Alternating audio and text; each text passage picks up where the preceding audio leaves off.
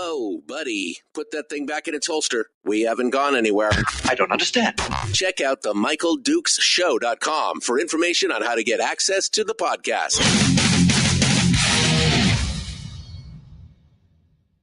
Welcome to the party, pal.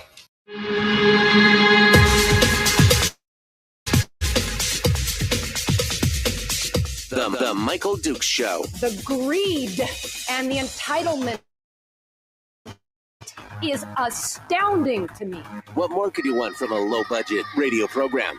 This is a dumpster fire. That was just BS.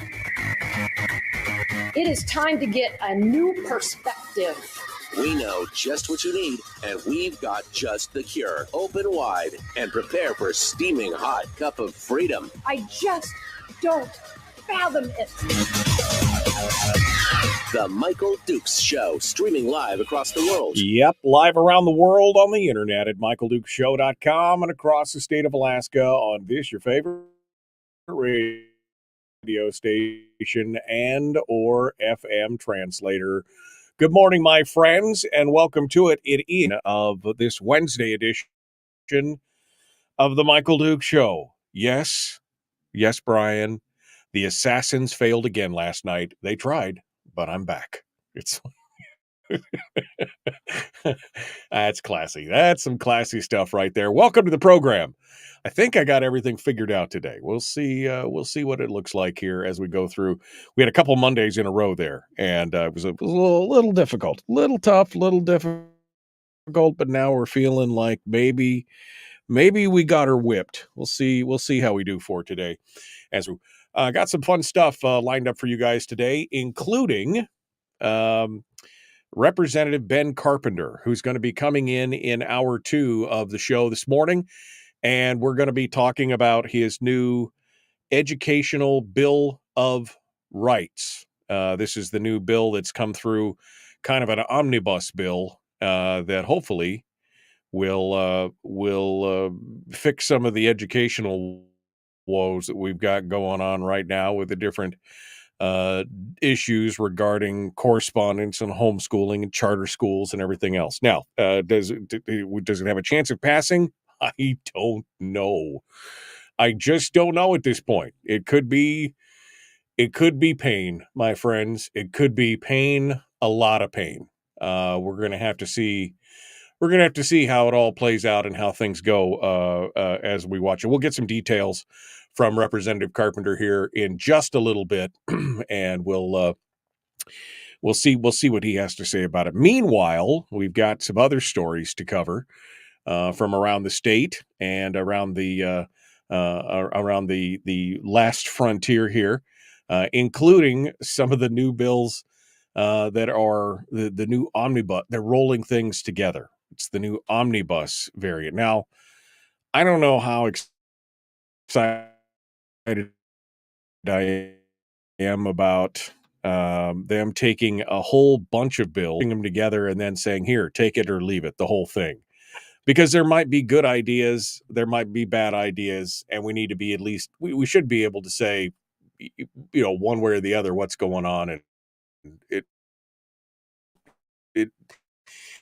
it shouldn't be that big a deal. But we'll see what happens here as we as we go through and we discuss it this morning. So that's the plan today. We're going to go over all this stuff and see where we go from here, and hopefully it will be through it. And the operating budget. Thank you, Senator Myers.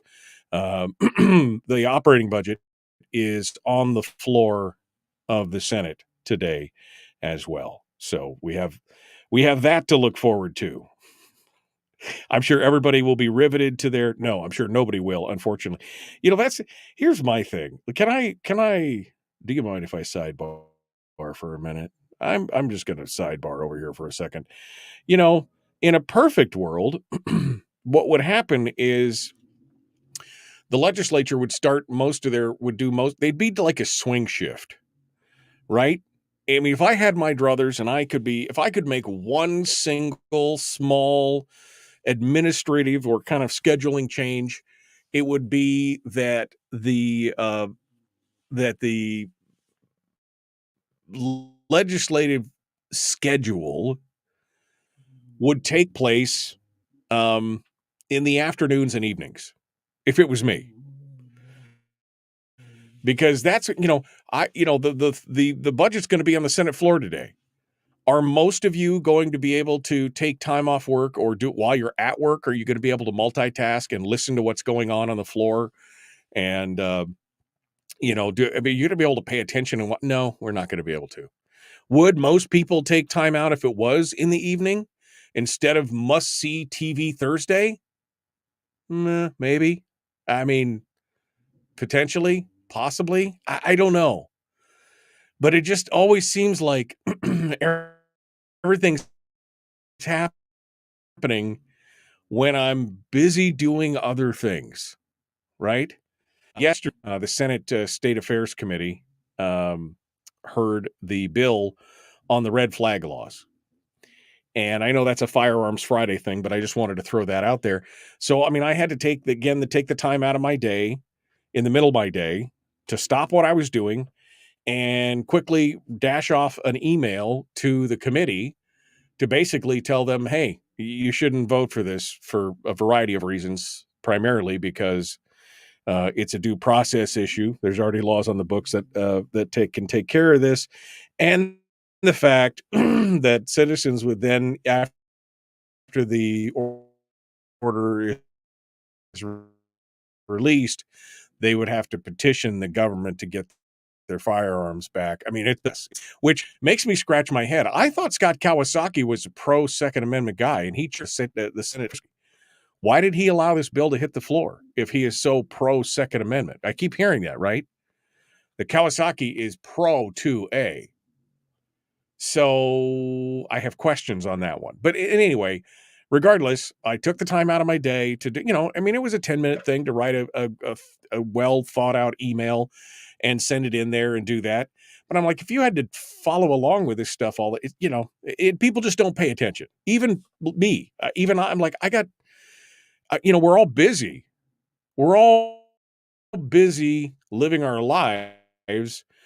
And we want this is how we got where we are today, is that people just stop kind of paying attention. Even though what most well-intentioned, most well-connected, informed people that we can be, we should be, we stop paying attention because we only have so much bandwidth in our brains. We only got so many things that we can concern ourselves about and consider and think about over the course of a period of, whatever. That's frustrating, but hopefully, we here on the program, we're trying to bring more people in, and hopefully we'll get more people paying attention, because government is what happens to you when you're not paying attention. That's essentially the outlook there as well. So we'll talk more about that. We've got the whole Mary Peltola is now seen some of the polling, and there's a little bit of a scramble going on in the Peltola campaign, trying to reach back to her roots, as Alaska Natives are upset with her.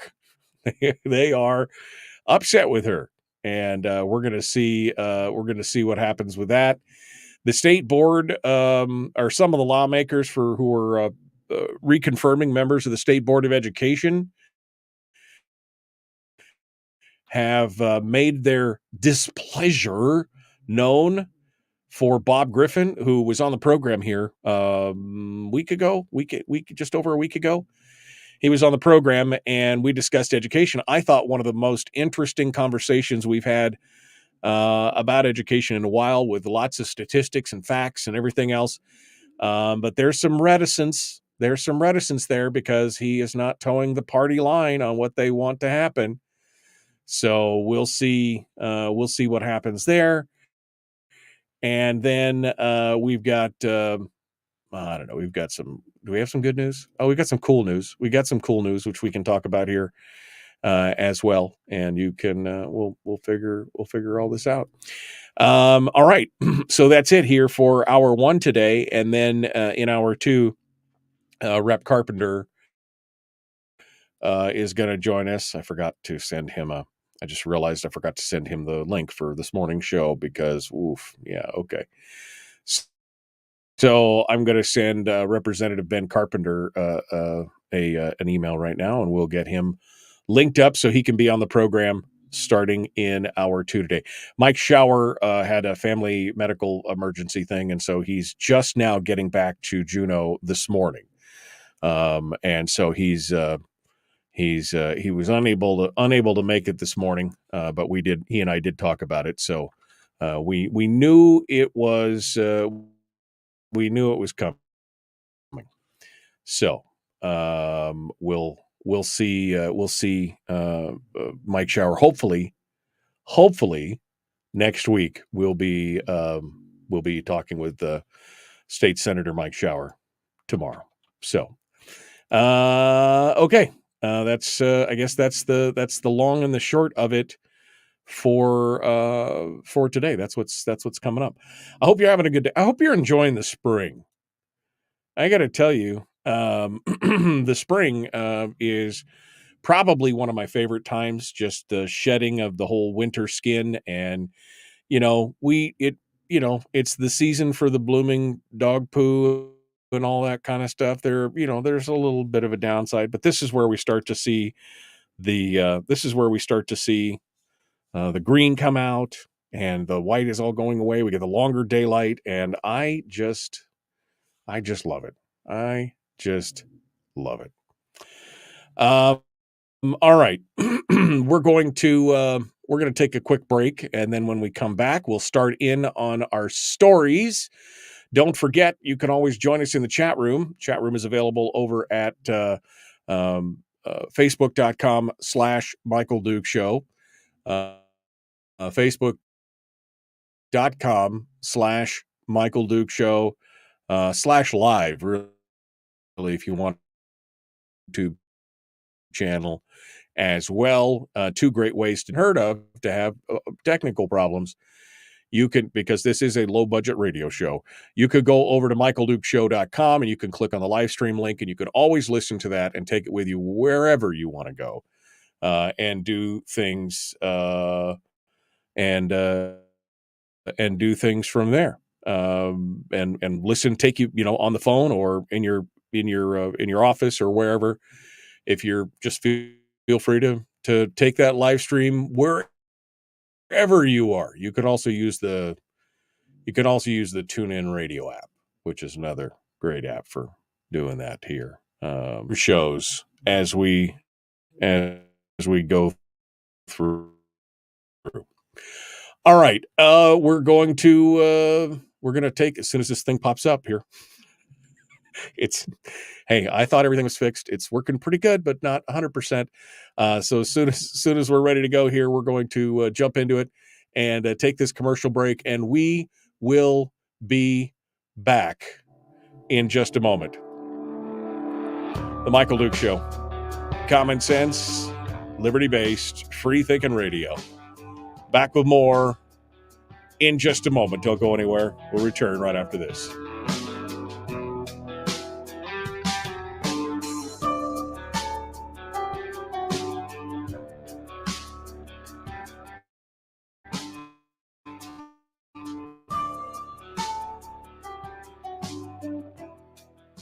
We're broadcasting live through a series of tubes, allowing all of these entities to provide streaming stuff going on the internet. Well, it's kind of hard to explain. Sorry. Streaming live every weekday morning on Facebook Live and MichaelDukesShow.com. Okay. Yeah, I don't know what the deal is. I reset my whole system this morning, rebooted routers, did all the things, got it all squared away. Everything seemed to be running smoothly. And then the second we start to broadcast, I could see I'm getting the little warning there that I've got a 2 gig internet connection. 2 gig, right? Like, you can't get any bigger unless you're like got a T1 backbone or something. And I'm still getting this little pulsing low internet bandwidth warning. which is weird because I'm broadcasting out to something else that you guys are all connecting to. So it's not like all 50 of you are connecting to my house. It's just so irritating. So irritating. We'll see what's going on. David says, when are we going to demonstrate for Hamas at the University of Alaska? Don't give these guys any ideas, David. They were already protesting yesterday. Did you see that? We're going to talk about that this morning. I mean, they were already up there doing that. Oof. Just oof. Audrey says it looks like Fairbanks is going to green up this weekend. Nice. Oh, yeah. And Brian, I did see that. Brian mentioned that the sad news that the Glen Highway Christmas tree guy died. The gentleman who has, for the last 20 years, apparently, and I've noticed it I've lived here for 10 and I've seen that. There's a Christmas tree right down there in the Glen Highway by the old Palmer Road interchange, and it's it's not a real Christmas tree. It's a metal tree, metal shaped, guy wire and pole setup. And every year he hauls batteries, like big car batteries in there, and sets up Christmas lights on it and lights it up for all of Christmas. And it's just a cool thing to do. And he unfortunately was killed in I think it was an ATV accident, some kind of accident. He was killed. He was not an old guy. He was younger than I am. I mean, I guess I'm old, but anyway, he was, he passed away, and it's just tough. Terry said it used to be a real tree before some Scrooge at DOT said, we can't have a single tree out there in the middle of nowhere. Cut it down. I don't know if that's really what happened, but all right.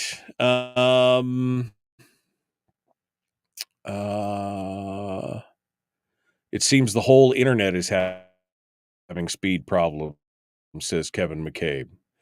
Well, I mean, maybe, at work downtown, I do have internet issues occasionally. We do have GCI down there. And it has been a little rougher this week, but yeah, this week has been here at the old homestead has been rough.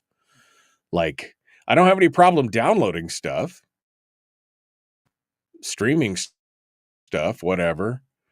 But man, doing stuff with the show and everything, it's painful. We'll have to see what happens. Just see what happens. Okay. What else you guys want to talk about today? So we're going to talk about the marijuana rescheduling. I didn't get a chance to read this article. I'm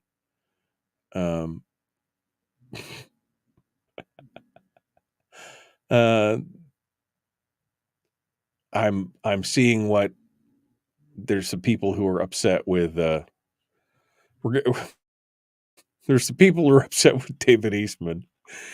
Well, maybe we'll read this article together because it is definitely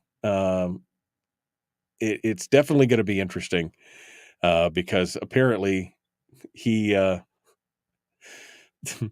David Eastman is not winning friends and influencing people, which I mean is not necessarily the point, but you don't have to do that. But at some point you're just being a douche. Why? I mean, there's a point somewhere in there. I'm not.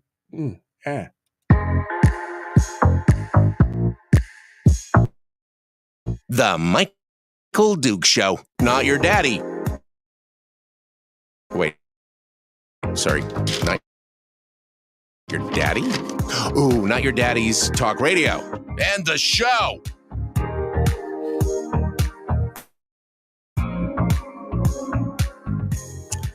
All right, welcome back. Kevin in the chat room is just telling me that I wasn't the only talk show host apparently having problems yesterday. There was a lot of issues with VoIP calls, which is voice over IP calls and everything else. And maybe, I don't know. The internet is struggling. The internet is struggling. Anyway, we're ready to go here and ready to take up the stories for today. There's several stories, including one that I didn't get all the way through this morning as I was doing show prep and getting ready for it.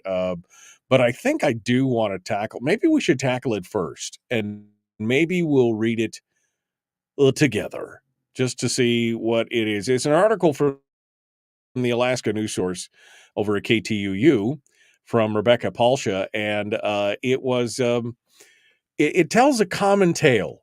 I have heard this from legislators for probably the last 4 years, maybe. And it's people are getting a little agitated. Now, I know that there's some stalwart defenders out there. They're going to be mad that I bring this up, but this is an interesting thing. It's a story about Representative David Eastman. It says the Alaska House floor session on March the 20th started like it normally does, with a prayer, visiting rabbi, donating $1 to charity in the name of kindness. Visiting guests, one beauty queen included, were introduced. There was clapping from lawmakers, short speeches, and then began the amendments, and more, and more, and then even more. There were so many amendments from Representative David Eastman, a Wasilla Republican, during the meeting that it dragged out till 12:37 a.m. the next morning, finally ending after Representative Frank Tomaszewski from Fairbanks teed off on another lawmaker over the topic of slander. Then with Kathy Giesel adjourned the meeting and sent lawmakers home for a few hours of sleep before reconvening the next day. I mean, this is the theater of legislative hearings. I remember one year when there was when Tammy Wilson was in the legislature, and they had something like 246 amendments to the. I mean, there's a lot of amendments. So sometimes it's done just for the effect of filibustering. Sometimes it's to try and bring attention to a cause. Sometimes it's just, slowing things down. But the session that was on the 20th involving Eastman was attention grabbing based on the amount of time it took, as well as the 19 amendments from Eastman. He brought up the need to define the words emergency and pregnancy, as well as previous debates on the floor about female genital mutilation. Representative Allard is quoted in here saying, we're standing up here all day, we're listening to all these amendments over and over, and I don't know much of thousands of dollars this is costing the taxpayers to listen to this, which I can agree, maybe that's a little frustrating, but it's also part of the process. I mean, I will say that it's part of the process. Some people ask what the purpose was and, what exactly is going on there. They estimate that so then they start asking questions like, well, how much does all this cost? And so they tried to do a analysis. Alaska News Source tried to say, okay, so what does it cost to file a bill, and what's it cost to file an amendment and everything else? What does each one cost as we go through? And so they went back and they searched through the archives, and they went back, going all the way back to 1983. And found estimates of how much a bill or an amendment, changes to one, most likely cost. And they said they found an example from 1997, shows a hypothetical 5-page bill that costs about $500 or $1,500. That includes everything from printing to administrative to legal work. That was then 14 years ago in 2010, the same bill cost about $1,573. And he, so it's about $1,500 for every amendment that you got going on there in time and energy and effort. Now, again, I'm not complaining that people shouldn't do amendments. That's not what I'm saying. But then here's what gets me. David Eastman knows exactly what he's doing in so many ways. When he was interviewed in Juneau and asked by a KTUU if, about this, he says he doesn't know if other lawmakers get frustrated with him. He says, I'm generally not looking behind me, so I couldn't really tell you about that. Asked if he was worried he wasn't fully able to represent his district because he lost all his committees, he said he wasn't concerned. If you sacrifice your voice and you agree to voice whatever the caucus wants, then you have committees and leadership positions and more staff and a better parking spot, the whole 9 yards. It's for the legislators like myself and the 3 Republican members of the Republican caucus in the Senate who have said, no, they want to represent their constituents. And that's, there's a problem here. I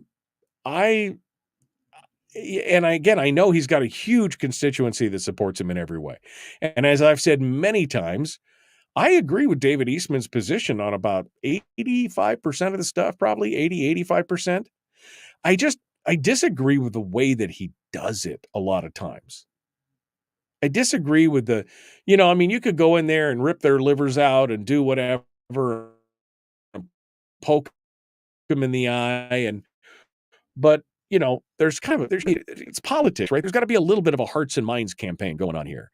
And it's just like he does everything in his power to throw himself in front of traffic at every opportunity. Oh, look at me. I got run over again because I threw myself in traffic. Look at how I'm your stalwart. It's almost the martyrdom of, I know I'm taking the slings and arrows because I'm doing the right thing. Well, no, sometimes you're taking the slings and arrows just because, you being a bit pedantic, being a bit of a jerk. I don't know. Like I said, the problem is, again, it's hard because I agree with most of the things that he's talking about, but I just find it an abrasive style. I guess I'll put it that way. An abrasive style of presentation in those things. Well, he gets the job done. Does he really? Is he bringing, is he bringing the issues up in a way that is going to change the hearts and minds of those who may be on the fence about something? Because let's face it, half the people in there, they don't care what you could show them on with 53 different sworn affidavits, facts, stacks of surveys and studies from illuminated universities from around the country about one certain subject, and they still wouldn't believe it because it's about philosophy. It's not about facts. So are you really bringing this whole thing? Are you doing what needs to be done? Are you trying to bring other people along for the ride and convince them, or are you throwing yourself in traffic to then show how you sacrificed yourself to do the things that you need to do? I just don't know. But obviously it's gotten so bad that there's been multiple news stories over the last year or two. And I'll be honest, I've had conversations offline and off the official record with various legislators, staffers, people who work in the behind the scenes party politics, who are they just roll their eyes and they're like, you just can't with him. That you can't work with him. You can't it makes it almost impossible. And then he loves it when it's a situation like it is right now, where he is literally, the power of his one vote is amazing because they have such a thin majority that his vote is literally the swing vote in many situations. But we're going to have to see how this holds out, because now somebody else decided they heard so much about this. They'd heard so much frustration amongst other Republicans. They'd heard so much that they have decided to run against David Eastman. Says all the noise surrounding Eastman has led Jubilee Underwood to run against him. She says, I'm more solution-focused. She's the current president of the Matsu School Board and also a Republican. She says, I feel like life is so short. We have one life to live, and I'm not into career politics. I feel like if you're going to be on a seat and you're going to be representing people's voice, we've got to get stuff done. If you're not going to get stuff done or just slow up the process, then I feel like it's not being productive. Now, Eastman, for his part, again, says despite the time and the cost and the theater and everything else, he says he's just doing what the people who voted for him want. He said so much of the antics that we do down here in Juneau is really to criticize the people, who the people elected, and that's just wrong. I mean, wait, are we talking about you? Is it we're criticizing? So again, you're the martyr here because people are criticizing you because have you ever thought that maybe in the long run that you could look in the mirror and say, maybe there's something that I'm doing that's not, I'm not saying you have to kumbaya, hold hands, roll over and wet on yourself and say, do whatever the party says. That's not what I'm saying. Because I think if anybody's listened to this show for longer than 5 minutes, they know that that's not something that I would want to do. But I tried, like, I was in politics, right? I served on a borough assemblies, not the same level as the legislature, but I had to work with people that sometimes I was philosophically opposed to in some ways.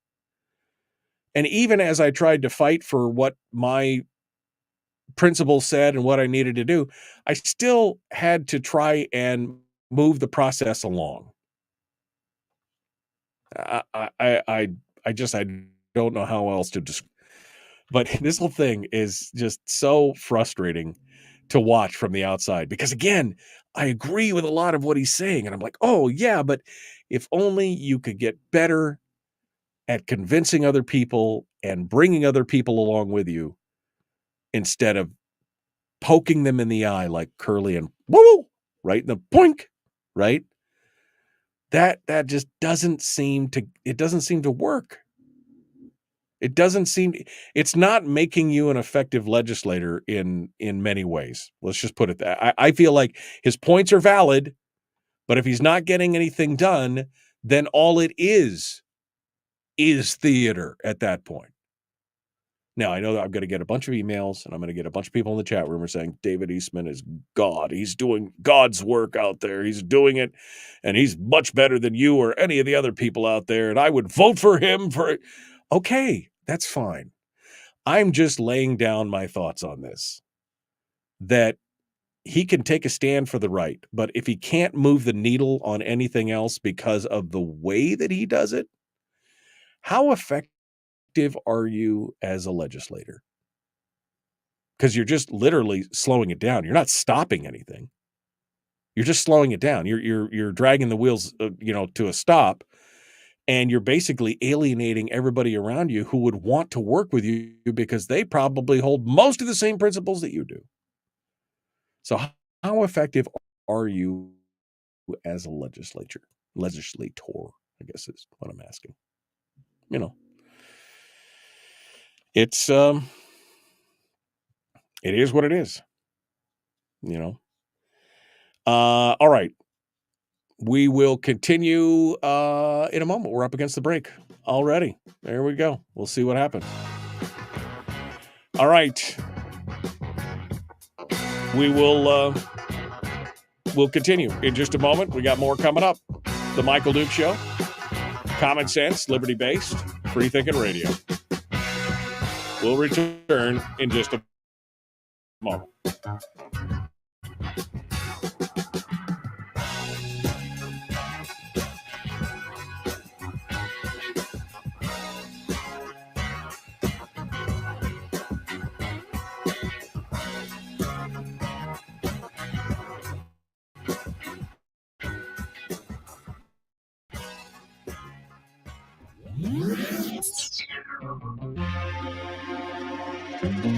Listened to by more staffers in Juneau than any other show because their bosses told them to. And after what they just heard, oh man, they're going to be pissed. You're a bad, bad man. The Michael Duke Show.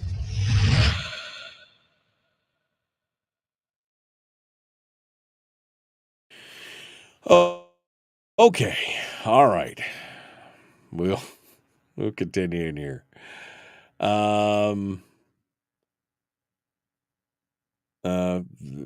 Influence peddler. Dude, you're listening to my show. Why am I an influence peddler?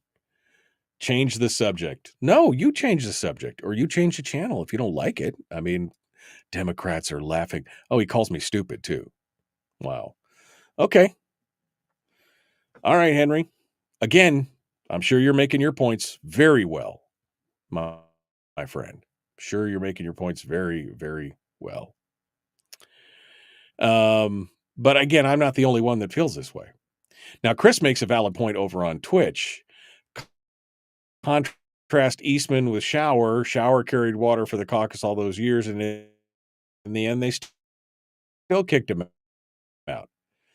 Whereas there is no reason to think Eastman Howard carried. I think your analysis that he carried the water fairly correct or fair. But I mean, again, everybody's entitled to their own opinion. But I think again, he's still not effective as a legislator. That's part of the. Okay. Okay. Turn off. Oh my God. Turn off the comment.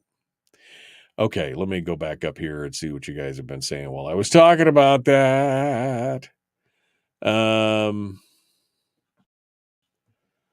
Let's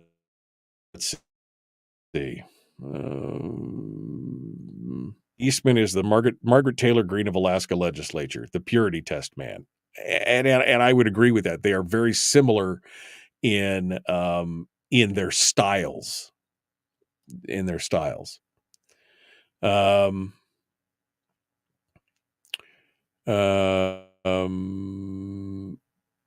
Despite what Rebecca says and what the legislative affairs, anyway, there's a financial analysis of what bills and amendments actually cost, says Kevin. Others have added up the extra time from spurious. Ooh, man. Eastman is very thorough. Yeah, again, a thorough. Again, the word pedantic comes to mind. Who is the champion of Pyrrhic victories in the Alaska House, says David. Yeah, that's a good point. That's a good point.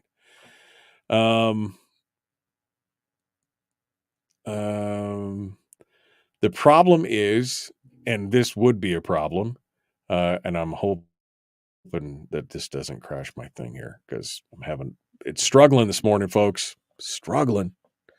The struggle is real. The problem is that people vote against good amendments just because they come from him. They don't even listen to him. They just put up with the droning and vote no. Look at how many times he has everyone vote against an amendment of his. I don't think he has had any bills on the floor since I've been in Juneau. And again, I don't know if I would necessarily have, bills on the floor or bills that I passed as a badge of honor or pride, because I mean, I would like to think that I would probably have very few if I was ever in the legislature, because I would love to take down laws, not, but anyway, you're right. If you're basically just turning people away, turning people off, you're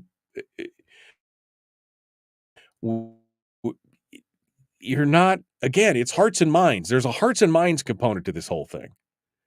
I think people just forget about that. Anyway. All right. That's it. I think I'm all caught up here. Okay. Yes, I'm an influence peddler. Am I an influence peddler? I mean, I'm an opinion peddler. I could peddle my opinion faster than anybody else out there because my opinion's the best. But influence peddler, I think that remains to be seen. that remains to be seen. Okay. We are about ready to jump back into this here. What am I? Oh, I want to talk about this. Definitely want to talk about this. The University of Alaska graduate students contract and the strike that they're proposing. I want to talk about this. I want to talk about this because wow.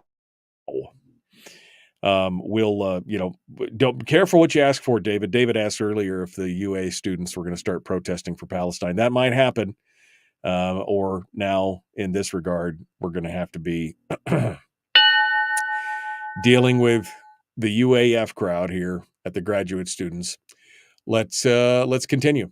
The Michael Duke Show, common sense, liberty-based, free-thinking radio. Please like and share. Like and subscribe, ring the bell, do all those things. And let's see what we can all together here and bring more people into the conversation. I'm influence peddling again. I'm sorry. I'm influence peddling again. So let's just do that.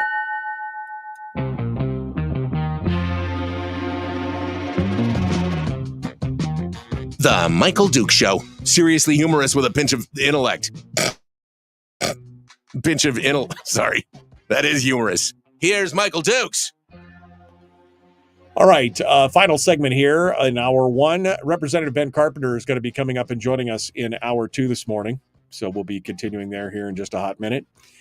I've got another story that I wanted to focus on. And I read this story.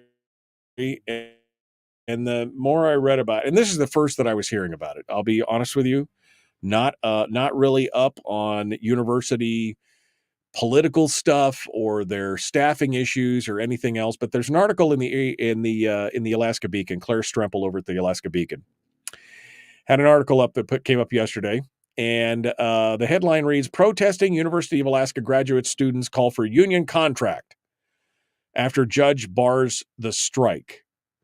And I'm like, graduate students with a union, the what? So here's how it reads out. Hundreds of students at UAA and UAF marched on Monday to increase pressure on the university system as it negotiates a contract with their union. The marchers are the Alaska Graduate Workers Association. That's the name of the union. Alaska Graduate Workers Association. They were going to strike, but a Fairbanks Superior Court judge issued a temporary restraining order on Friday at the request of the university system. Student employees say the marches come as their window to negotiate closes. The state's legislature has to approve any agreement made between the students and the state-run university, and there's only 2 weeks remaining until the session adjourns. Now, the university, for their part, say that they want to reach an agreement soon. They say they want to, they want to make sure that everything's all squared away, but they disagree that this week is the deadline for negotiations. He said this is not. He said the university is negotiating in good faith. The bargaining team worked over the weekend, they said, and recently put in 12-hour days to try and come to an agreement. He added that labor negotiations typically take more than a year. The bargaining between the university and the student employees began 3 months ago. Well, why did it begin so? Well, because the students voted to unionize in October. Now, I had no idea that graduate students in research, I didn't realize that they were that there was a pay scale and a whole thing. And so I was doing a little research this morning, actually rabbit holed a little bit on this because I was interested to find out more about it. But yeah, they decided that they weren't getting enough or doing enough or whatever. And so they needed a union. Last week, the nascent union issued an ultimatum to the university that it must ratify a final contract by yesterday or face a graduate student worker union strike, according to the court filings. The university system said it became aware of the strike plan. Apparently, the ultimatum was not delivered to the university. They became aware of the strike plan through social media and a press release. So who's actually negotiating here in good faith? Who exactly is doing the things in good faith? The university asked the court to prevent a strike because the union lacked the legal prerequisite to do so lawfully. The negotiations between the union and the university had not reached an impasse. The negotiations weren't over. They hadn't even reached an impasse yet, and they were going to strike. You couldn't legally do. And so the court said, yeah, no, you can't strike. Oh, now the University of Alaska Fairbanks is trying to increase its graduate student population in an effort to become a top-tier research university. To be rated among the top 4% of the nation's research institutions, it must double its PhD student count, which apparently is going to cost money. Apparently, you get paid to do all this kind of stuff. And it really, it makes me think of what a cyclic, self-consuming, like a self-licking ice cream cone this whole thing is. We demand state money to get more funds for the university, and then we demand the tuitions, and then we pay these guys, and then they demand more money. It's just like this cycle of, it's amazing. Then came the quote from a research assistant who's pursuing a master's degree, Carter Freymiller. Don't know him, never heard of him. Carter Freymiller, a research assistant pursuing his master's degree, for him, increased wages and a fair contract are critical in his decision to continue his graduate work in the state.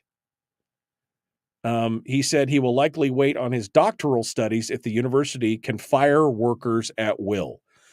That phrase right there bothers me. Oh, no, you shouldn't be able to fire people at will.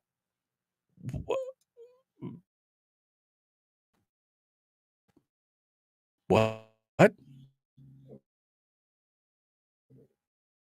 I mean, I understand that's one of the things that unions.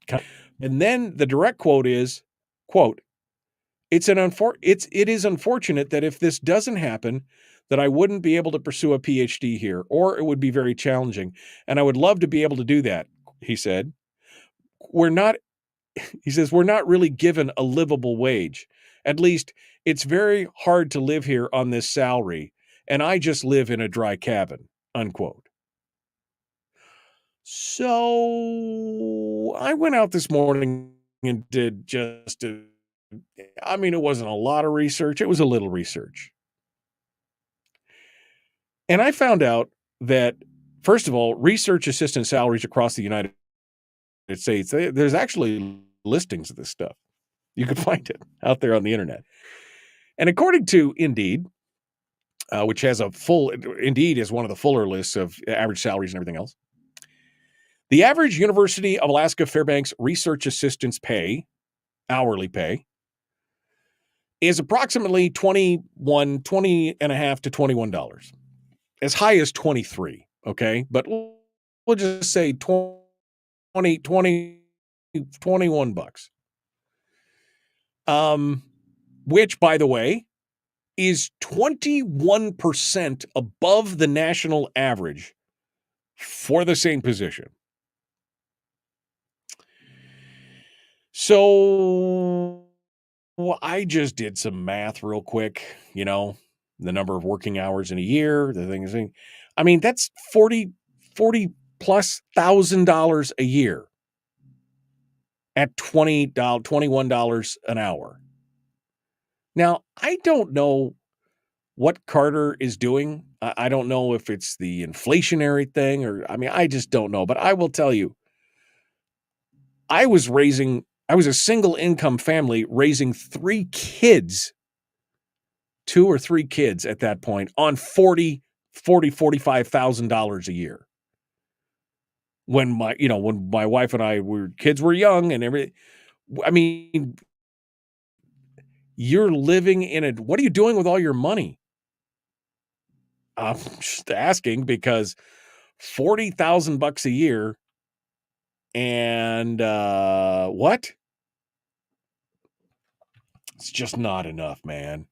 I just live in a dry cabin. Again, that's what you choose to do. You choose to do that. And now they're going to get this union together and they don't want to be able to fire workers and they want to strike whenever they don't get what they want. And I don't know. Like I said, I went a little bit down a rabbit hole this morning on this stuff to try and figure out exactly how this all worked and what was going on.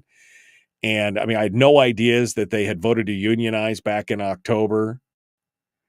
And I just, it's a student. They're graduate students, but they're also being paid. So now they're employees. And so technically I just live in a dry cabin, man. I just need more money. Just need more money to go to school, to get another degree, to come back, to get more money, to go to school, to get an. Not, I don't mean to criticize that. Great, good for him. I mean, good for that. But at what point, because all of this livable wage is coming from public dollars, at what point do you just say, we're cyclically draining the system? Right? That's what I come up with. All right, final story for this hour. Cool story. Close encounter down near Juneau left one paddleboarder with an experience he'll never forget. Saffron Hayes was navigating in his kayak near Lena Point. That's about 14 miles northwest of downtown Juneau. He said he saw an orcapod and worked to get a little bit closer while keeping his distance. Just wanted to see him, Said he was sitting in about 10 feet of water when one of the whales from the group broke away and became curious about him. He said they came and checked me out. He said it was really scary. He said, I thought maybe he thought I was a sea lion or something. In the video, which I wish I could watch, there's no video here, but the one curious orca swam directly under his kayak without touching him, then abruptly just pops out of the water a few inches from the paddleboard and it does the blowhole thing.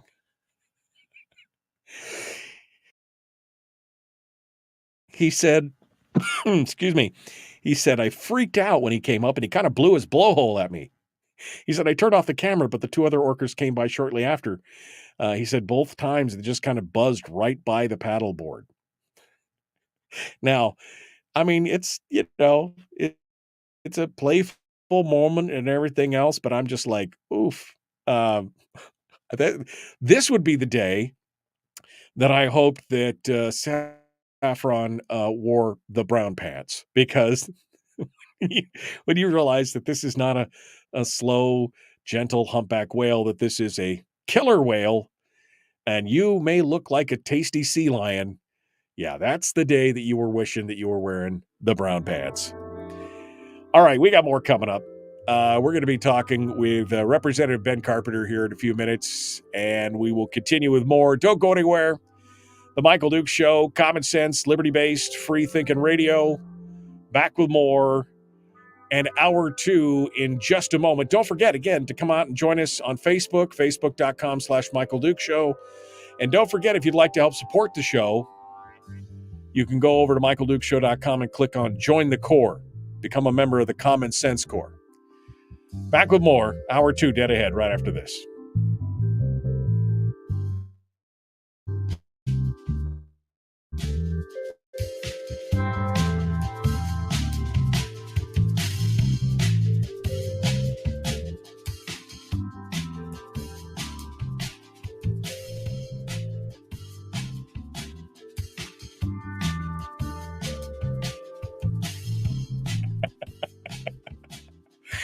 Yes, Jeffrey. Jeffrey Cook has got he wins the internet for today. What? Oh, man, it's so slow. I'll wait for the thing to pop up. There we go.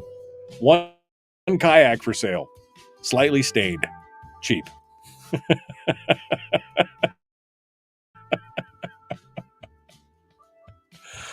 Yeah, no, that's all right.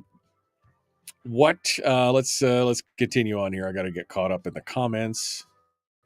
My thing is not refreshing here. Oh, okay. Here we go. Randy says there should be no collective bargaining at the public university, free market bargaining only. I agree. Brian says, wow, they get paid? I had to pay the university and study. Apparently, they get paid to do what they're doing. Ryan asks, how many hours do they really work? I mean, that's a real question. I mean, I just did hours a week. I have no idea. But I mean, still $21 an hour. It's not bad. I mean, a dry cabinet. I mean, at least it wasn't 10 years ago. I guess I should say that. Brian, tell me how you really feel. Uh, I was just gonna say it, but welcome to reality, you sniveling little snowflake. I worked a full-time job with a wife and a kid. Suck it up, Buttercup. Yeah, that's what I'm thinking, man. When I first got married, I was working 2 jobs, 3 jobs because I had a part-time. It was a kayak. It wasn't a paddleboard. It was a kayak because paddleboard's the one you stand on, right? No, this was a kayak. He was sitting. The picture, they got the picture there, is he's in a kayak. Looks like a kayak. Maybe it is a paddleboard. It is a paddleboard. I'm sorry. I made an assumption. You know what happens when you assume. So not a kayak, a paddleboard. Thank you, Denise. I just said kayak. Anyway, you can only see the front of it, and I thought it was, anyway, my bad. See? I make mistakes all the time. Um, let's see. Any mention of his major? No mention of his major. Bill says a couple of summers ago, a friend of mine and I ran across the bay in his 14-foot skiff looking for bear. On the way back, we came across 9 orca.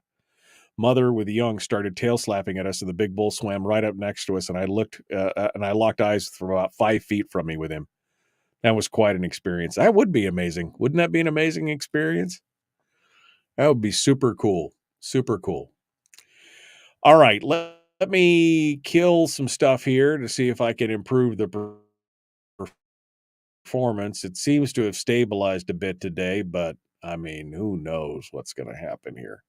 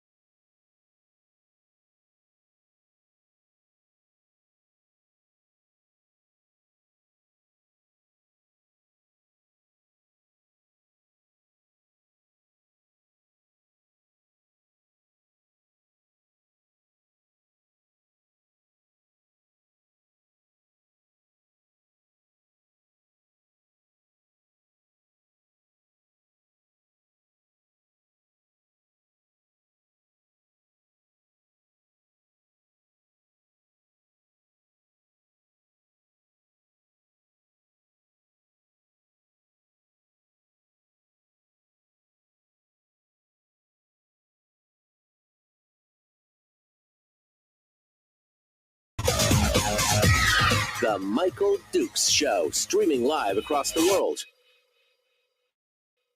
Live around the world on the internet at michaeldukeshow.com and across the state of Alaska on There's Your Favorite Radio Station and or FM translator. Hello and good morning. Welcome to the program. It is the Michael Dukes Show. Oh man, it is. Oh, today is it's all gravy, baby. It's all gravy. It's all good. We are getting ready to jump into it here with Representative Ben Carpenter, who is our guest, who will be joining us. He was just on, but again, a little bit of a technical. I have a feeling I'm going to have to rebuild a computer this weekend. I'm just saying that for fun, just for funsies. I'm going to have to say that I'm going to have to rebuild a computer this weekend because I believe that is going to be the case. So anyway, but we're going to be jumping in with Ben Carpenter here to talk about his new Educational Bill of Rights. Educational Bill of Rights. And we'll see what he has to say about this and more. Let's see if we can. Whoops, he just dropped off again. He was there, now he's not. So we're waiting for one final try here, and if not, we'll just bring him onto the phone here and see if we can get him on the telephone, if nothing else. Right now. Appreciate you coming in and joining us. Don't forget, you can always join us in the chat room, which is available, well, wherever you find, the YouTube, Facebook, Twitch, wherever it is. We'd love to do it. All right, let me just do this. Let me just call Ben and see if we can get him on the telephone, and we'll go from there. And we'll make it easy. We'll make it easy here as we go through. Good morning. Good morning. Good morning, sir. How are you? I'm doing very well. Well, it's technical difficulties galore today, so we'll just if you're amenable, we'll just do this over the old-fashioned way, over the old blower here. That'll be fine. Okay. I think whatever gremlin you had jumped right through the line and snagged my computer. Yeah, I know. I saw you there, and then when I came back, I saw that you were broken. So it's all good. We do we do what we need to do.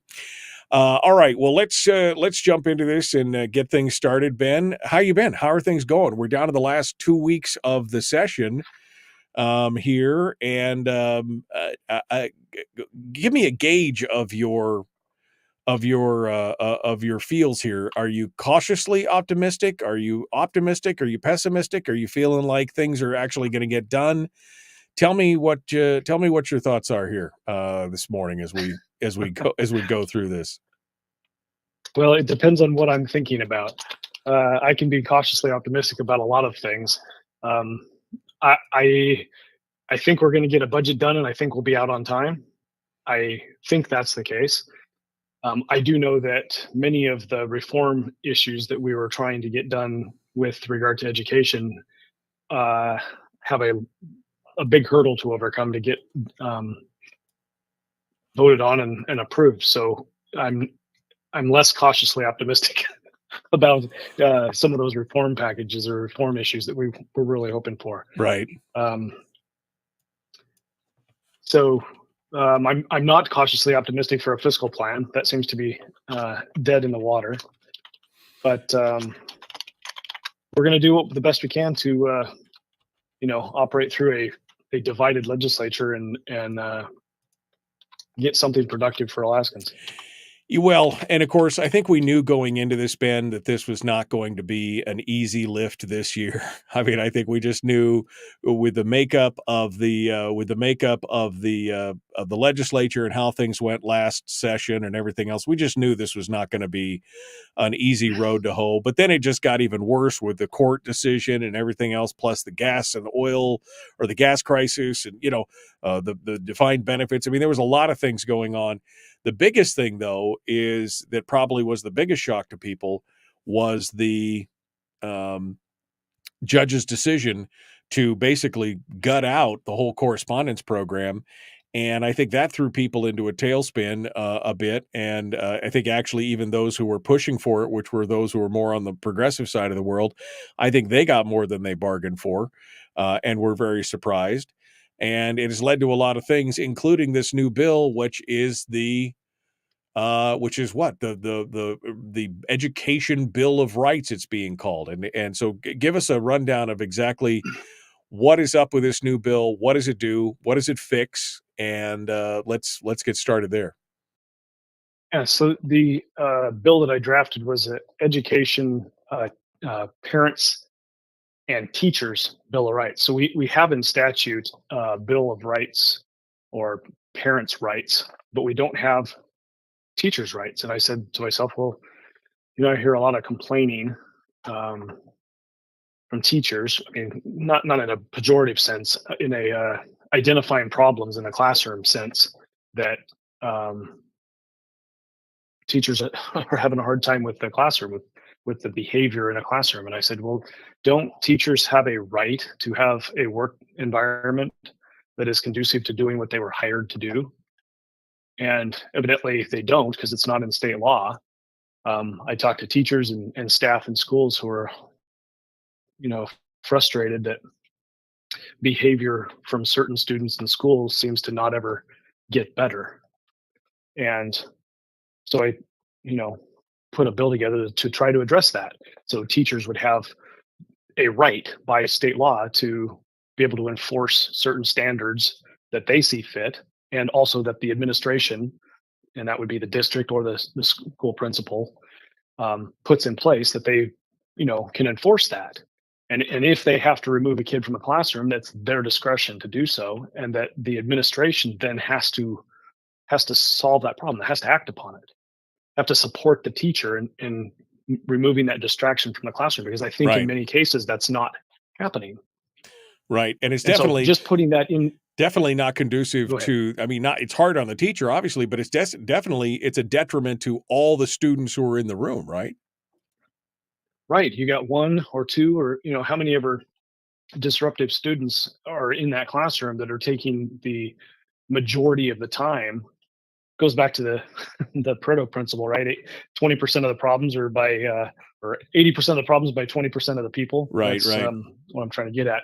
So you get a small number of apples spoiling the whole bunch. And I think we can address that through some issues. I think the other piece of this too is that our culture outside of the school has declined to a state where there are some parents that just don't understand how their child's behavior could be influenced by their parenting. And I'm saying this sensitively. Really? And how that behavior is impacting the classroom. And that is not something that the state has a we can't put our thumb down on the parent and say, hey, you need to be a better parent. I don't want to live in that state. Right. Right. But we do need to have a conversation about what are our expectations in our schools, and what are the rules and the policies within the school that are conducive to learning. In a local school there in my area, it was last year that they decided that there's no cell phones in classrooms. Right. Prior to that, the policy had been, kids can be on cell phones. Wow. And the teachers are not. That's chaos. The teachers aren't. Yeah. Right. So anyway, I think that if you want to see the classroom supported and the teacher supported, then you need to have parents involved in the running of a school. That's the fix to the culture problem that we have right now, where enough parents have been able to just wash their hands of the education of their kids, meaning right now they don't have any responsibility over what happens in the school. That's 100% on the school district, on the teachers, and on the administration of the school, principal and right. Well, so our charter schools have a model that's working real well, and it requires parents of the students to be on an academic policy committee. And this is what I would create in my teachers' Bill of Rights bill, is require an academic policy committee for each of our schools, where parents come in and they are basically the board of directors for that school, establishing what the curriculum is going to be, what the policies of the school are going to be. They're managing the budget and supervising the principal and the overseeing of the policies that are supposed to be enforced. And over time, you will now see benefit because you've got multiple parents on a board, and 10 years later, you've got that board is turned over as parents spend a couple of years on the board and then cycle off, and another parent step forward. And a decade later, you have more people in the community who can be influential to turning the culture in that community around. Now, we aren't going to get everybody. Like, you don't. There's always going to be bad apples out there. I'm not you know naive here, but we do need to have a conversation about what it is that we expect of our schools, and it has to have parental input in order for that to be successful. You kind of laid out a couple of the problems that I have seen over the last, decade or so.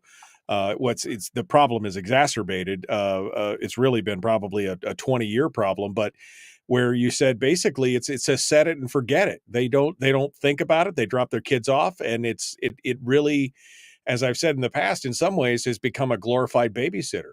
That way they go do their thing. They live their life. They come back, they pick the kids up, they take, and they're not really paying attention. Now, it's not every parent for sure, but if you are not involved in your child's education, and if you, first of all, if you don't believe that your behavior modeling at home informs their behavior in a public setting, I mean, first of all, I have to question why did you become a parent in the first place if you don't understand that basic premise.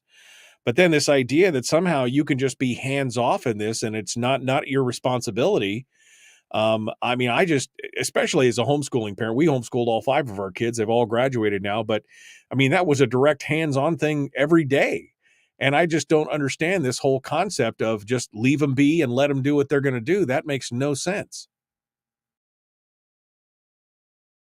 Well, I agree with you, and I think that teachers agree with you. And to be honest with you, I had a couple NEA members show up in my office, and they were teachers, and had a good conversation with them. And it was maybe 10 minutes into the conversation, and they said, "Well, how come we've never heard this before?" And I said, "I don't know. You need to go talk to your union leaders and your administrator leaders, because I'm not saying anything to you that I haven't said to them. But whatever message they're passing to you for what my stance is, obviously is a disconnect here. I think that if the teachers really wanted to have a better work environment, and if the district really wanted to have help solve the retention problem, they would improve the work environment for the teacher. And that boils down to respect for the teacher, and quit changing curriculum on the teacher every couple years that is unnecessary. Enforce the policies in the school, and enforce discipline in the school so that the teacher can do what the teacher needs to do. Right. In the Anchorage area, I think it's the Eagle River area too. It's the Anchorage School District has just stopped doing parent teacher conferences for junior high and high school. They don't even do them anymore. So there's not even an expectation that parents are involved in the and I get it. I mean, there's probably been a decline over the history of parents actually participating in parent teacher conferences. So the administration's like, they don't want to participate, so we won't have it. But that's the death spiral, right?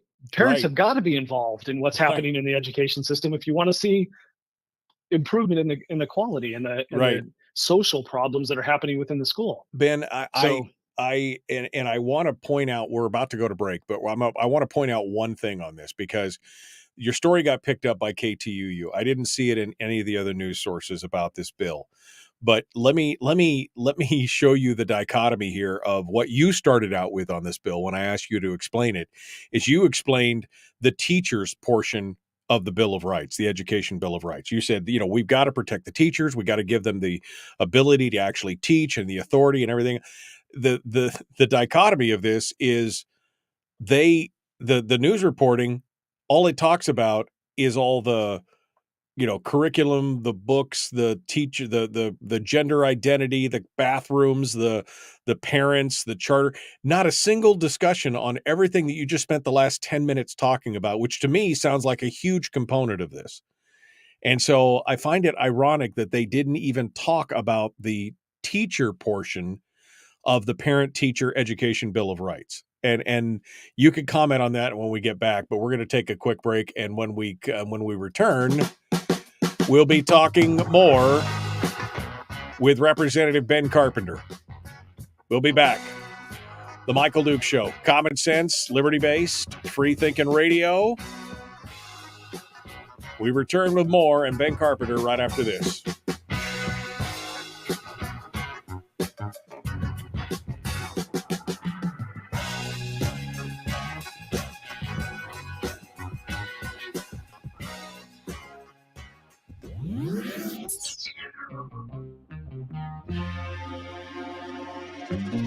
Listened to by more staffers in Juneau than any other show, because their bosses told them to.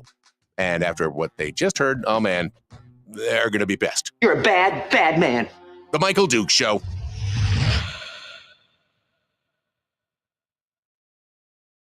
Okay, we're in the break with Ben Carpenter right now, and we're going to get Ben. I just got to say, and I'm going to make this comment, and you can, if you don't want to comment on this, I understand why. But I'm just looking back at this and looking at all the things you just laid out, and the fact that that they allowed cell phones in the classroom, which to me, that my mind just exploded thinking about that, because I know how kids are with that kind of stuff.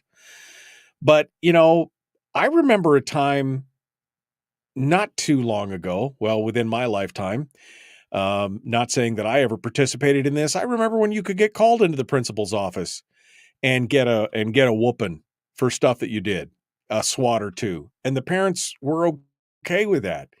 And it's amazing how once that left the school system, we started having all these problems. And there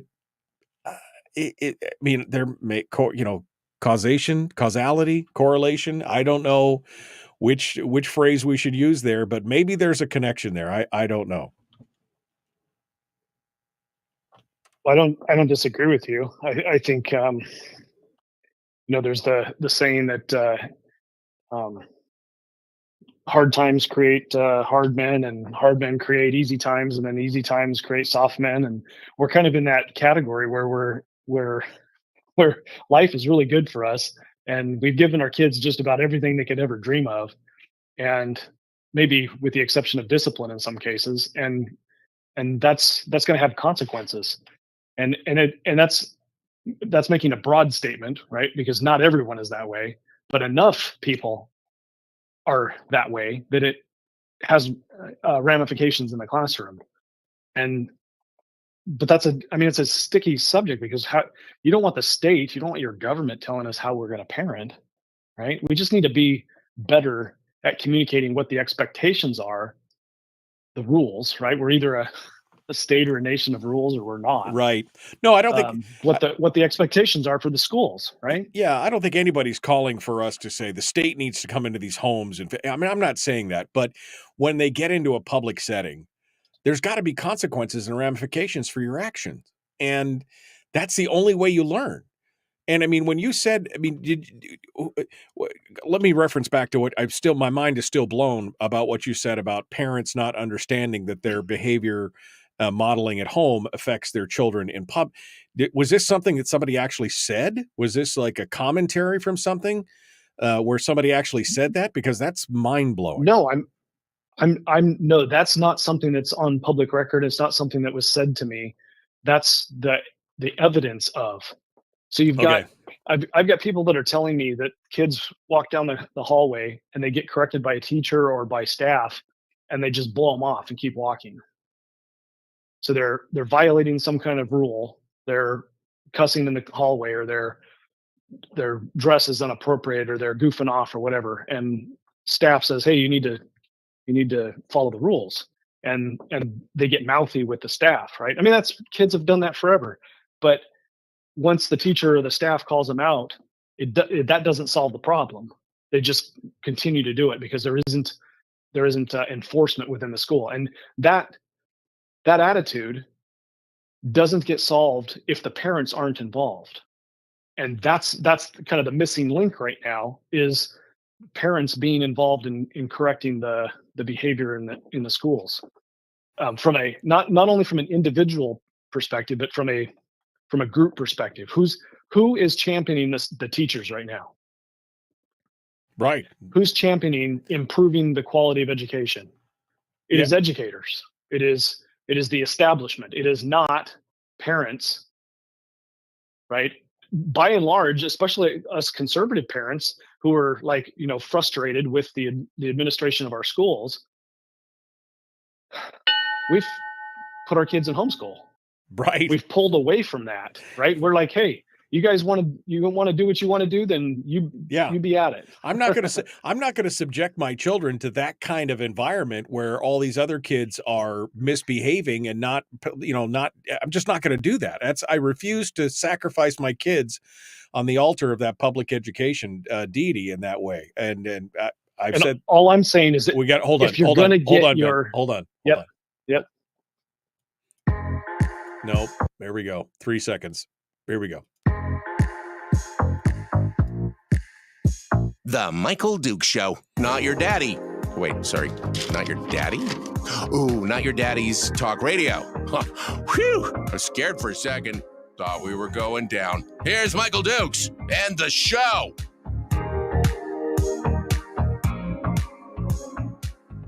And we're back. The Michael Duke Show, Common Sense Radio. Ben Carpenter is our guest, state representative from down on the peninsula. We're talking about the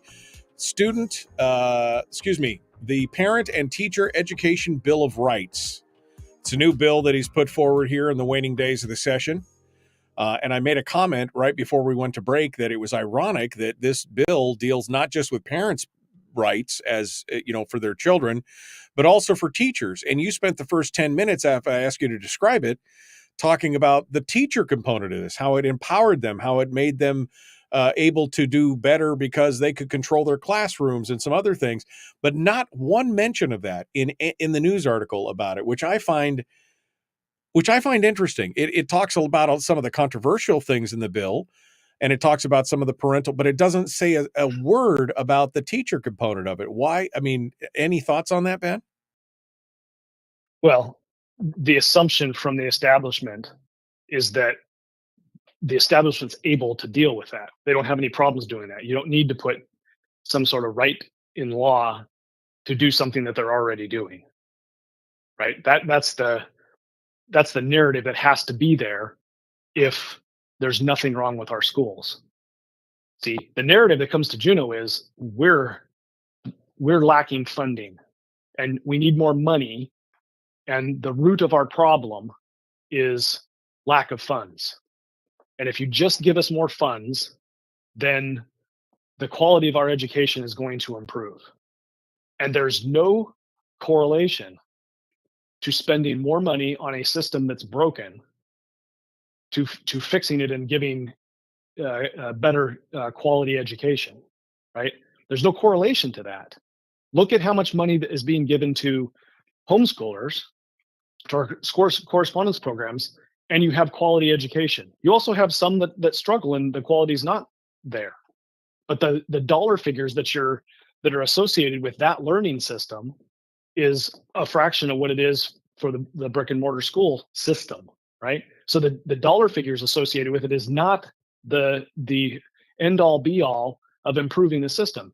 You have to look at it holistically, and you have to look at the policies, and you have to look at the curriculum and the choices that are being made by career educators, by career administrators, and that are challenging parents, and they're choosing to walk away.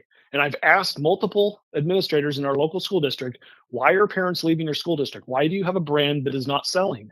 And if you would improve that, then maybe you would have less of an education funding problem because it would be less kids leaving the school district. One of the things that goes into the base student allocation that tells the state how much money to give to a school district is your attendance. So if your attendance is in decline, then you're going to have less money coming to the school district. So the easiest way that the school district can do to influence how much money they get is to stem the outward migration of students coming out of the classrooms. Right. Stop the bleeding. So stop the bleeding. Fix that problem. Well, I'm highlighting some of the problems within this Teachers and Parents Bill of Rights that are causing parents to step away and say, look, I don't have a way to make change in the school. My opinion is only advisory at best. The school district and the school board aren't solving the problems. Right. And I don't have an option other than to take matters into my own hands. And so we do that. Those who can do. And who's left over? The people who are the least able, they have the least opportunity. Not everybody has the opportunity to be able to homeschool. And those are the people who are suffering because of the policies that are not working.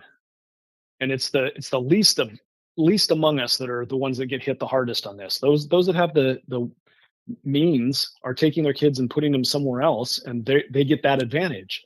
So if we're going to have a conversation about improving education, it's got to be more than just about money. But that's not what you hear down here. Right. And I want to correct you. My Teachers and Parents Bill of Rights did not just get created and read across here at the end of the session. It's been here since midway through the session, at least. So it's just now getting the traction because of the crisis with the court case and everything else. Because I hadn't even heard about this bill up until recently. Yeah, well, that's part of the issue here. I mean, we've also got an undercurrent of just plain old politics where the election is now coming up and it's center on people's minds. And so bills that are for people who we don't really want to see get reelected are not going to see the light of day. Right. That's the issue. So House Finance is run by Democrats. It's got majority Democrats on it. That was part of the devil deal with the devil in order to form a majority. So this bipartisanship results in some people don't get bills heard. It's frustrating. And even if they're good bills and they would benefit everyone and benefit the state, they get stymied because of this politics. Right. Do I have any hope that any of my bills would get heard in the Senate? Absolutely not. That's not going to happen. It's frustrating. So you've talked about the parental or the teacher portion of the Bill of Rights. What about the parental portion? Because you've got some other things in here I think that would help, including because you were talking about it, that the again stopping the bleeding. The major problem that we have here is they keep crying for more and more money, but at the same time, across the state in almost every district, I think with the exception of the Mat-Su, they're seeing a decline in enrollment across the board. And that's not because, yes, there is an out-migration of people from Alaska overall, but it's not, the kids are going to do other things. They're doing correspondence, they're doing homeschooling, they're doing, learning pods, they're doing independent study, they're doing all these other things. They're exiting the system, and yet nobody seems to, really understand why. But I think the parental part of it is a huge component. So talk about the parental parts of the Educational Bill of Rights, House Bill 382.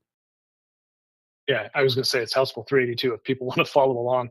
So some of the things that are being codified in law in the bill are some districts do and some districts don't do, as I've come to find out. So something simple like parents should be allowed to go to the school and review and make copies or take pictures of the curriculum that's being used.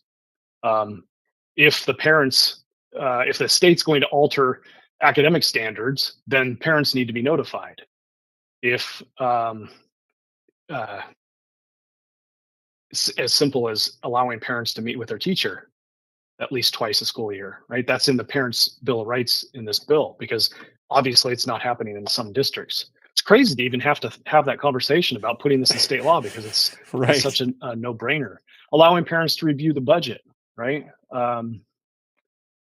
That's some of the things that are in the bill. Some of the more controversial ones are obviously with regard to gender markers and the data that's being kept at the school with regard to gender, and also if what's the school going to do with regard to locker rooms and bathrooms, right? And I'm presenting this that says, hey, the sex of the child is the sex of the locker room or the bathroom that they need to be in. Right. And this is something that has been normal for a very long time and only recently has become abnormal for some reason. And this is major confusion in our schools. And I think most parents are going to agree with that.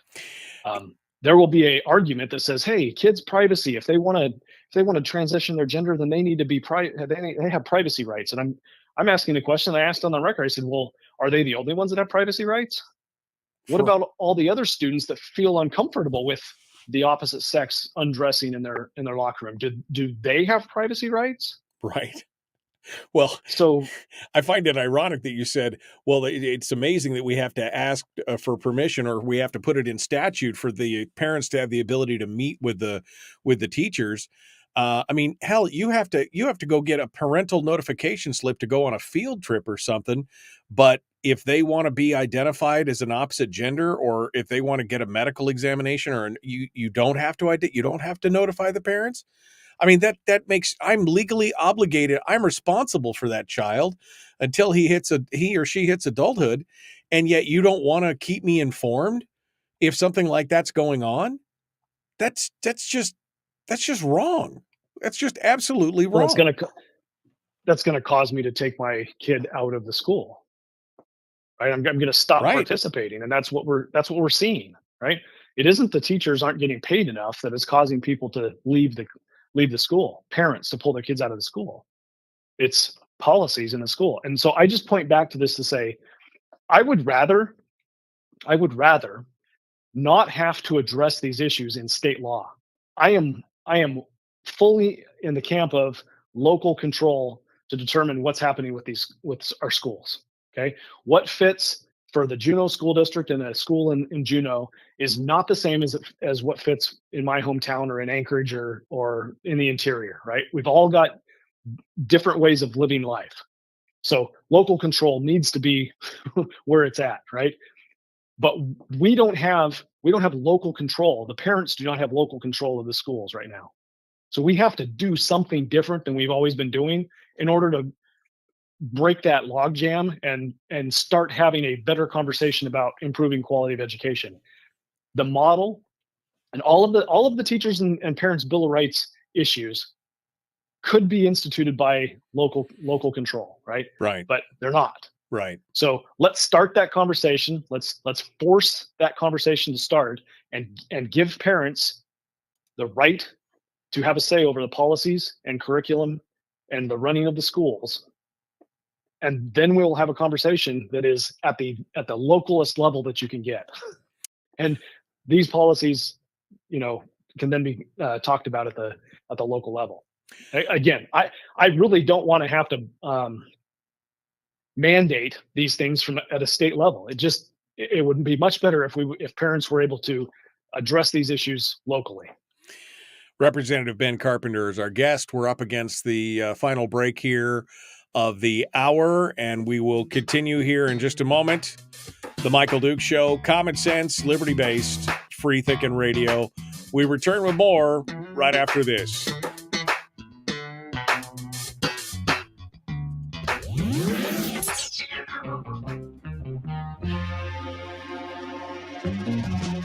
Running on 100% pure beard power. Oh, also some coffee. We dip our beard in coffee. Ha, nice beard. The Michael Duke Show. Okay, Ben Carpenter is our guest. I guess the biggest question to me, Ben, and I want to finish up with the 382 and then get any other thoughts before the close of session here in this last segment. But, I think you really nailed it on a couple of things. And the last thing that really stuck with me was this idea that somehow we're producing an inferior product. And so people are taking their business elsewhere, essentially is how I'm laying it out. The idea that there's this massive outflow, and you could thank COVID for some of that. People discovered it wasn't as hard to homeschool or self-learn as they thought it was going to be. But also, I think you're still seeing a lot of people just pulling out because of the frustration that they feel with not having any local control of their schools or anything else. You would think that the school system would want to do everything that it could to retain all those students, to bring them back in, to offer a competitive advantage and a competitive reason for those kids to come back. But it's like they just, in some ways, it's like they just don't care. As long as we get our money, we just get more money for fewer students. That's what I mean.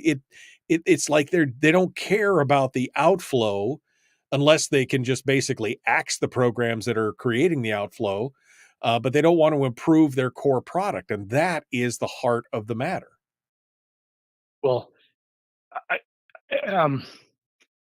I think that there's a very human element here at play, that people who have spent their career in education don't want to admit they're wrong. It is hubris. Look at the lawsuit. The lawsuit resulted in throwing the entire correspondence program out. The NEA would like nothing better than to not have competition in correspondence and homeschooling and force the state to force kids back into the school.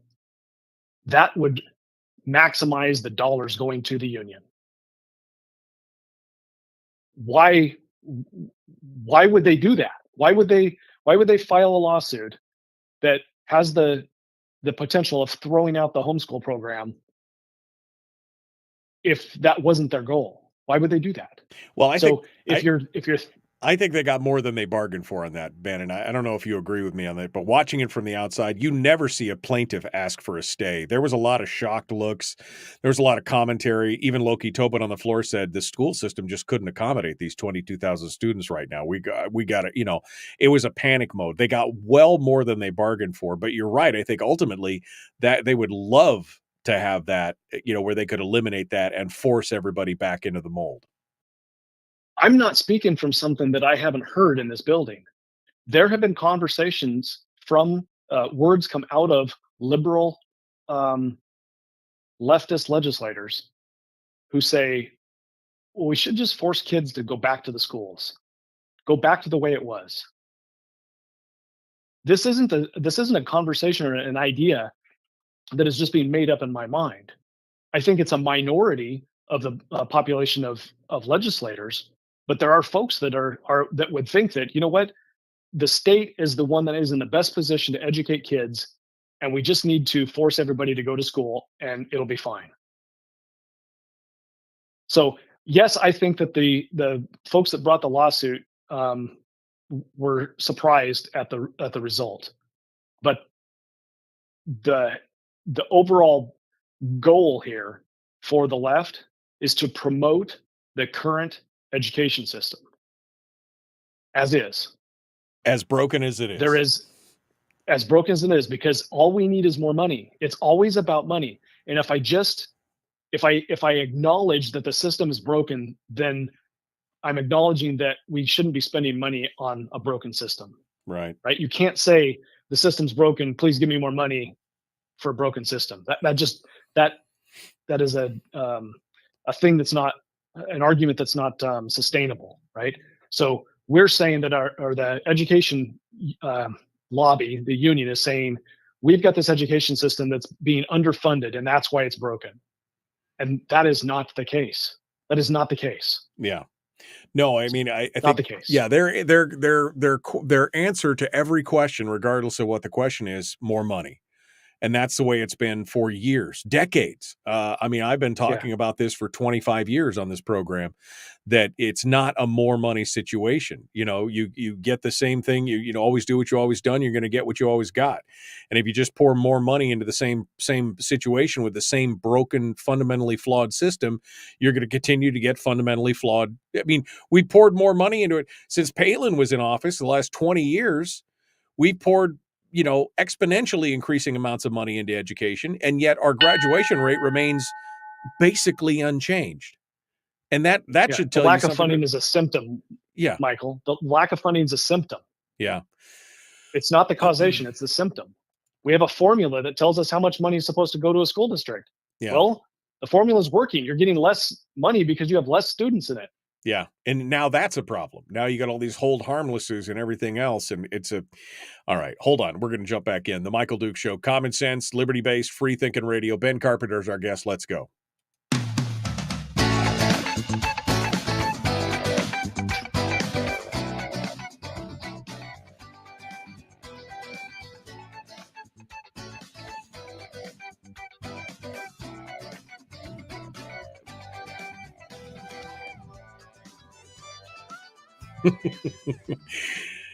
The comment from the chat room: we spend over $2 billion. It's actually like $2.6 billion a year to teach 135,000 kids, and it's still broken. Is more money the answer?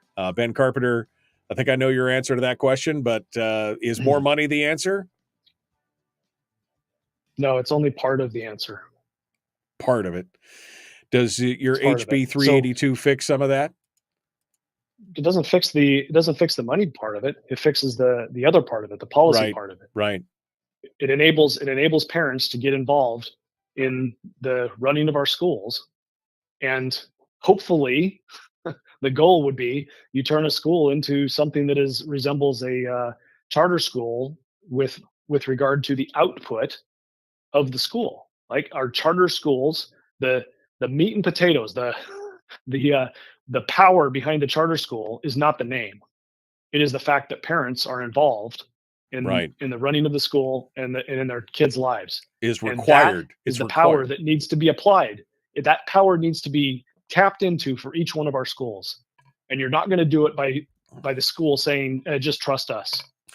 You're going to do it by requiring parents to participate. Is there, speaking of charter schools, is there any component in this bill that deals with the charter school component of it at all? Yeah, that's what the academic policy committee portion of the bill is. So the academic policy committee is the thing that is the governing body of the contract that the district has with the charter school. Right. So I'm trying to also, this bill also helps us in another way. There is a competition between charter schools and regular brick and mortar schools, right? There's a competition here. And I'm saying let's not have that pointing fingers at each other, right? The charter schools are doing good and the other ones are not, and blah, blah, blah. Let's just say that what makes a charter school good is good for all other students, not just charter school students. If you've got a waiting list to get people into schools, I know Anchorage does. Right. If the only way you can get into a charter school is through a lottery, well, then there are certain parents that wanted to be part of that but aren't able to. And so there's a demand. Sucks to be them, I guess. Yeah. There's demand there, right? Right. So just take what is working in the charter school and meet that demand in other schools. And the power behind the success of the charter school is the parental involvement, because that is you're tapping into the very essence and the very truth of children and parents and education. It is the parents who have the responsibility and the power and the authority over their children. So tap into that, and you will see the results in the schools turn around. It's frustrating that this bill has been out there for so long and we're just hearing about it now. Now, you did mention earlier, is this bill going to get a hearing in the Senate? And you're like, absolutely not. So where does it go from here? What happens from here? I saw that there was been a bunch of amendments to it already in committee and everything else, but it's basically just, it's not going to go anywhere this session. Do we hold it over? Do we reintroduce it? What happens in the future? I'm looking into a crystal ball that's cloudy and saying there's no chance that it's going to be seen or heard in the Senate, right? I mean, this bill was introduced February 20th of 2024, and we're now hearing it in the Education Committee. So there's a lot of priorities that have gone on and a lot of things that have been talked about. We had funding and Senate Bill 140 was worked on and had the focus for quite a while. And I'm not wanting to disparage the Education Committee on this, but if we were to get it, So I think we've got 16 more amendments or something like that to get through in education. And if we were able to get a vote on it in the floor, then it would go to the Senate with, 15 days left, maybe 10 days left. So the Senate would have to prioritize it over just about everything. Right? And education is important, but so is energy. And we have shifted our focus, Right. which we went into this legislature saying this was going to be an energy focused legislature because we've got a crisis we need to deal with. And here we are towards the end, just getting to energy. It's infuriating. Right. It definitely is definitely infuriating. So I just say that there's not a big priority to address this in the Senate right now for a number of reasons.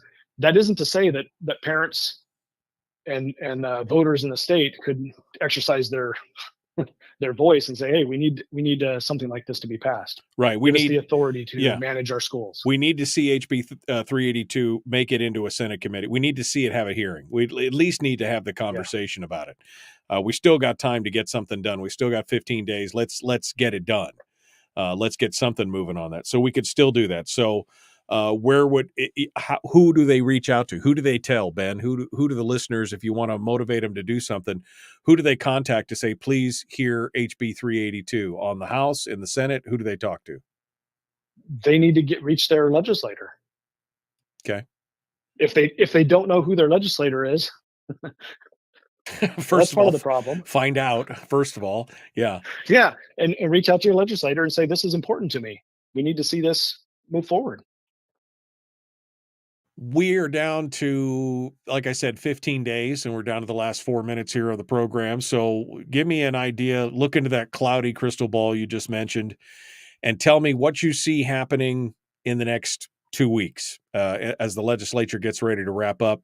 Senate, their budget's supposed to be heard today. They're on the floor. But what do you see happening from your perspective in the legislature here over the next 14 days or so? Yeah, well, the focus is most definitely shifting to energy. We will see there's a number of energy bills, in the governor's energy bills that are going to be heard in the Senate and the House, and that's going to be the focus for the remainder of this time. And to be honest, it should be a priority. We have a longer term and a shorter term problem with energy that the legislature needs to act upon, and we have to be able to focus on that. So that I think is going to be the priority for the finance committees, which is where all these bills go to, right? Right. Anything that's got a fiscal note, right, that's going to cost the state money goes to the finance committee, and now they've got competing interests that are broad and many. So, but I think that's what we're going to be focusing on for the most part is energy. Energy. Okay. Well, I mean, it's I guess my only problem with that is it looks like now they're going to take all these ideas and slam them into an omnibus bill and put them all together at once, which, again, I would rather see these one at a time. I understand that there's a timing issue, but this is always the problem. It's like, oh, my God, we're out of time. You didn't know it was coming? I mean, we couldn't have talked about these things earlier. It's time compression as a weapon. We always see these things, and now there'll be a bunch of stuff slammed into one single bill that everybody has to vote up or down on instead of being able to vote on the components of. And I feel like that is problematic as well.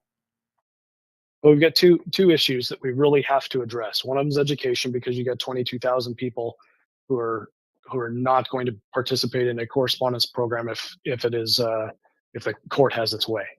So we have to address that.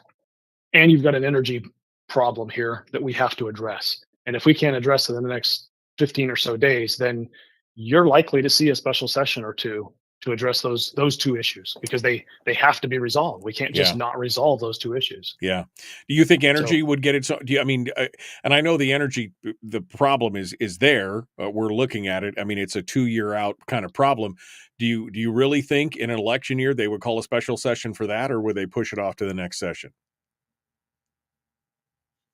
I think industry would like to see the things happen this year. Well, sure, they would. Therefore, I think there is considerable pressure to deal with it this year. Yeah. is there enough pressure to get a special session? Depends on what we can get done. But Right. I suspect that there would be enough pressure to have a special session. All right, Ben, final thoughts, 90 seconds or so. Final thoughts for you today here on the final weeks of session. Yeah, well, I've been saying that we need to increase the pool of people who are participating in this self-government. I've been saying that for 6 years.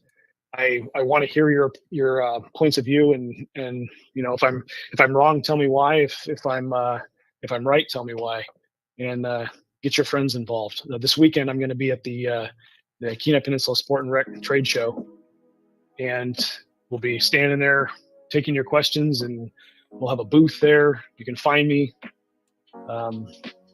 Love to hear from you, and then we'll have a campaign kickoff event on May 24th at the Savannah Sports Complex too. So be watching social media for advertisements for that. Nice. And we'll have you back on after the session's over to talk about what you're going to be doing with that as well. So good enough. Representative Ben Carpenter, thank you, my friend. As always, it's good to talk with you. Appreciate you being with us today. Thanks, Michael. It's good to talk to you too. All right, hold the line just 1 second. Folks, we're out of time for tomorrow, or for today. Tomorrow's another day. Be kind, love one another, live well.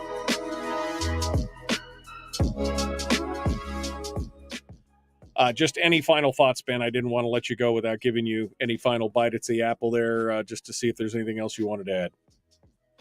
No, I think that bipartisanship is a noble goal, but what you see happening in this legislature is exactly why bipartisanship is not what it's cracked up to be. When we are equally divided, you get not a whole lot of anything done. Yeah. No, people have got to realize, conservatives have got to realize that if you're going to pull away from the schools are going to suck. And if you pull away from your governing bodies, they're going to suck too. Yeah. So we have got to learn to do the dirty deed and participate in the process, or others will do it and you aren't going to like the outcome. Yeah. Politics is a participatory sport, and government is what happens to you when you stop paying attention. And that's kind of the mantra that we need to live by right now. We need to get more people in. And I know people are frustrated and they're throwing their hands up in the air and the divisiveness and everything else. I don't know if that's working as intended or if it's a byproduct, but you're right. We've got to get more people involved. All right, Ben. Well, thank you so much for coming on board. It's always good to talk with you. All right, folks, we got to go. We're out of time. The Michael Duke Show, Common Sense Radio. We will see you guys tomorrow.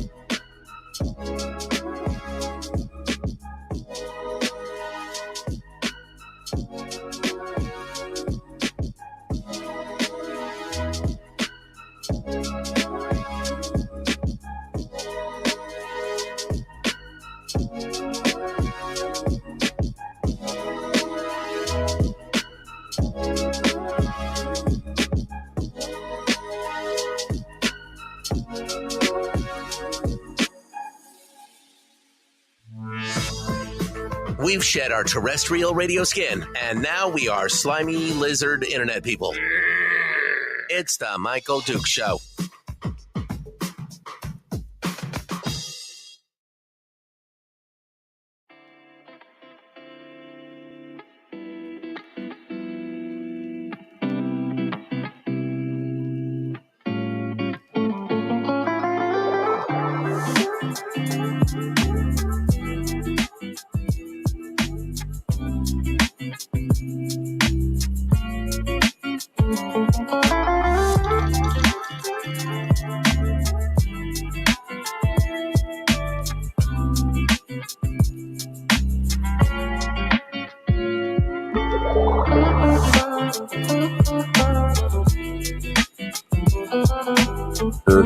And across the world. Yep. Live.